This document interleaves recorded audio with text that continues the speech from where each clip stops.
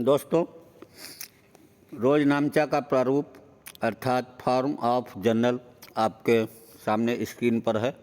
कृपया इसे आप देखें और समझें। इसमें नंबर 1 खाना डेट दिनांक का, नंबर 2 पर्टिकुलर्स विवरण का, नंबर 3 आपका लेजर फोलियो खाता प्रश्न संख्या, नंबर 4 धनराशि ऋणी अर्थात अमाउंट डेबिट और नंबर 5 धनराशि धनी अर्थात अमाउंट क्रेडिट। इसका विवरण इस प्रकार है। दिनांक में हम इस खाने में लेन देन की तिथि लिखी जाती है। तिथि लिखने का एक विशेष तरीका है। सबसे पहले ऊपर केवल एक बार वर्ष लिखा जाता है। इसके बाद प्रत्येक लेन देन के सामने पहले माह फिर तिथि लिखी जाती है। विवरण अर्थात पर्टिकुलर्स, इस खाने में लेन देन का विवरण लिखा जाता है। प्रथम पंक्ति में डेबिट खाते के नाम तथा पंक्ति के अंत में दूसरी पंक्ति में क्रेडिट खाते का नाम तथा पंक्ति के अंत में का शब्द लिखते हैं। तीसरी पंक्ति में लेन देन का संक्षिप्त विवरण भी लिखते हैं, जैसे मोहन को रुपया दिया। इसका हिंदी व अंग्रेजी में इस प्रकार है। हिंदी में मोहन ऋणी अर्थात प्राप्त करने वाला, रोकड़ खाते का यानी रोकड़ बाहर जा रही है। हम इसका संक्षिप्त विवरण नीचे लिख देंगे, मोहन को रुपया दिया। अंग्रेजी में मोहन डेबिट हो जाएगा and credit to cash account, cash paid to Mohan, ये इसका नरेशन होगा।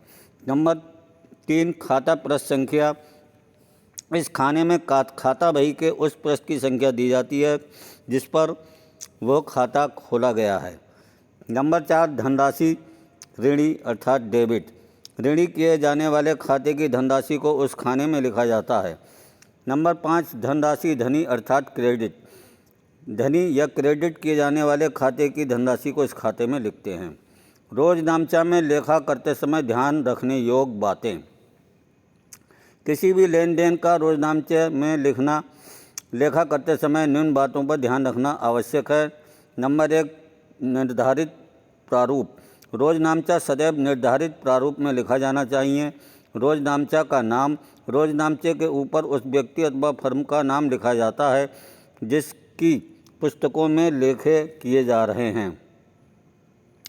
नंबर 3 दो खातों का छांटना, प्रत्येक लेन देन से जो 2 खाते प्रभावित होते हैं उनका पता लगाकर रोजनामचे के नियमों के अनुसार उन्हें डेबिट अथवा धनित क्रेडिट कर दिया जाता है।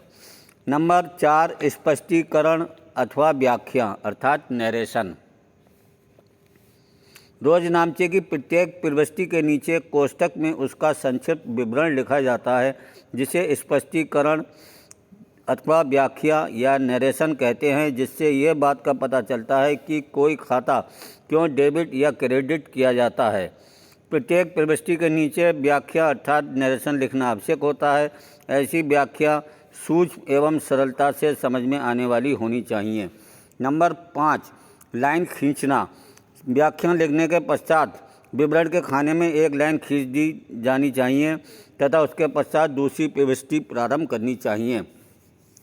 नंबर 6 डेबिट तथा का प्रयोग, ऋणी अर्थात ऋणी तथा का प्रयोग, ऋणी किए गए खाते के सामने ऋणी शब्द का प्रयोग किया जाता है। धनी किए गए खाते के बाद को शब्द का प्रयोग किया जाता है, शब्द का प्रयोग किया जाता है। इसके सामने धनी शब्द लिखने की आवश्यकता नहीं होती। इसका कारण यह है कि जब एक खाता ऋणी हो तो दूसरा खाता धनी ही होगा, अर्थात अगर एक खाता हमारा शुरू का डेबिट है तो दूसरा क्रेडिट ही होगा। यदि अंग्रेजी भाषा में लिखते हैं तो ऋणी के स्थान पर डेबिट तथा धनी के स्थान पर खाते का नाम से पहले टू लिख दिया जाता है, का को नहीं लिखते हैं। नंबर 7 व्यक्तिगत खातों के नाम के साथ अकाउंट या अकाउंट लिखना आवश्यक नहीं है। अकाउंट या A/C लिखना आवश्यक नहीं है। नंबर 8 जोड़ लगाना और उसको आगे ले जाना अर्थात कास्टिंग एंड कैरी फॉरवर्ड, रोजनामचे में प्रविष्टियां करते करते जब पृष्ठ भर जाता है तो ऋणी तथा धनी अर्थात डेबिट और क्रेडिट धनराशियों का जोड़ एक सीध में लाइन खींचकर लगा देते हैं। यदि प्रविष्टियाँ अधिक हैं तथा कई पृष्ठों पर लिखी जाती हैं तो उन सब पृष्ठों का जोड़ आगे ले जाया जाता है। जैसे प्रथम पृष्ठ का जोड़ दूसरे पृष्ठ पर ले जाया जाता है, दूसरे पृष्ठ का जोड़ तीसरे पर, और इसी प्रकार अंतिम पृष्ठ का जोड़ लगाया जाता है। जिस पृष्ठ का जोड़ आगे ले जाया जाता है उसके अंत में विवरण के खाने में योग आगे ले गए अर्थात कैरी फॉरवर्ड और या फिर C/F लिख देते हैं। और अगले पृष्ठ पर जिस पर पिछला जोड़ लाया जाता है विवरण के खाने में आगे लाया गया ब्राउट फॉरवर्ड या B/F लिखते हैं।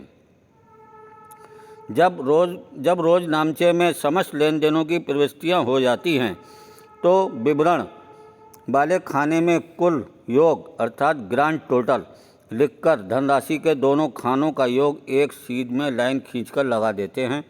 इन दोनों जोड़ों के नीचे 2 लाइनें खींच दी जाती हैं। दोनों खानों का योग सदैव बराबर होना चाहिए। ये कार्य जोड़ लगाना अर्थात कास्टिंग कहलाता है। दोस्तों, आज के लिए इतना ही काफ़ी। आशा है आपको कुछ समझ में आया होगा। आगे आप इसका अध्ययन बार बार हमारे वीडियो को चला के करेंगे। यदि आपने अभी तक हमारे चैनल को सब्सक्राइब नहीं किया है तो कृपया इसे सब्सक्राइब अवश्य कर दें, क्योंकि आपका सब्सक्राइब करना हमारे मनोबल को बढ़ाता है तथा यही हमारा प्रतिफल भी है। और सब्सक्राइब के साथ साथ हमारे चैनल को लाइक करें और शेयर करें। तब तक के लिए नमस्कार।